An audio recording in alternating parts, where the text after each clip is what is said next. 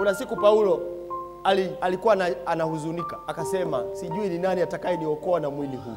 Paulo mtume huyu aliyeitwa na Bwana akaanza kuongea, na ujumbe wake kwa ufupi ni kwamba lile nilipendalo silitendi, na lile nisilolipenda ndilo nilitendalo. Alafu kwa mahali akasema ole wangu mimi, ni nani atakayeniokoa na mwili huu wa mauti? Alafu ghafla akasema namshukuru Mungu kwa Yesu Kristo. Maana yake ameona mwanya, kumbe naweza kushinda kupitia Yesu peke yake na si vinginevyo. Nami nakuambia kwa neno la Bwana, sisi wanadamu nguvu yetu haitoshi kutusaidia kuishi maisha ya ushindi kwenye ulimwengu. Utajikwaa tu kwa maneno ya kinywa chako, utajikwaa kwa mawazo ya moyo wako, utajikwaa kwa matendo yako kama Kristo asipokaa nao. Lakini Bwana akikaa nasi, utaona maisha ya wokovu, tutashinda na zaidi ya kushinda. Haleluya.